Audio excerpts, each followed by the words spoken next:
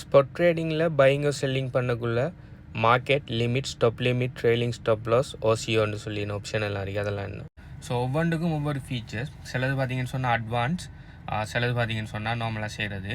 நான் ஒன்று என்ன சொல்கிறேன், லிமிட்டோடன்னு சொன்னால் நீங்கள் ஏதாவது ஒரு குறிப்பிட்ட ப்ரைஸில் தான் வாங்கணும், அப்படி ஒரு குறிப்பிட்ட ப்ரைஸில் தான் விற்கணும்னு சொன்னால் லிமிட்டோட போடுவீங்க.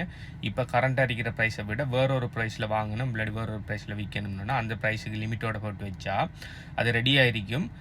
உங்களோட யூஎஸ்டிஎம் எவ்வளோக்கு வாங்க வச்சிங்களோ, அதாவது எந்த ஸ்டேபிள் காயின் வச்சிங்களோ அதுக்கு ரெடியாக இருக்கும். அவரத்து அந்த ப்ரைஸ் போகக்குள்ள எக்ஸிக்யூட் ஆகிடும். ஓகே, அது வாங்குறதா இருந்தாலும் சரி, விற்கிறதா இருந்தால் உங்களோட எவ்வளோ கோயினை நீங்கள் வாங்கி வச்சுருக்கீங்களோ அந்த கோயினை செல் ஆர்டர் போட்டு வச்சா, செல் ஆர்டர் போட்டு வைக்கணும். அதுதான் அந்த குறிப்பிட்ட ப்ரைஸுக்கு அது போனீங்கன்னு சொன்னால் ஆட்டோமேட்டிக்காக விற்றுரும்.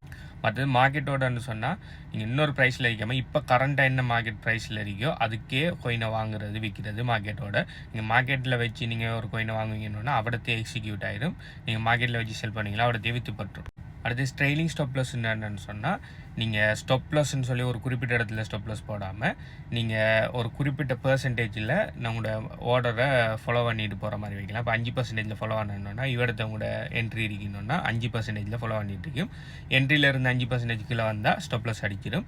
ஆனால் என்ட்ரியிலேருந்து மார்க்கெட் 1% மேலே போனால் உங்களோட ஸ்டாப் லாஸும் மேலே 1% போகும்.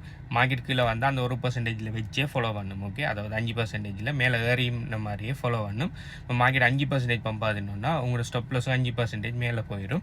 மேலே போனால் உங்களோட என்ட்ரி ப்ரைஸ் அளவுக்கு வந்துடும். அதுக்கு பிறகு கீழே வந்து ஸ்டாப் லாஸ் அடிக்கக்குள்ள உண்மையாக -5% க்ளோஸ் ஆகுது.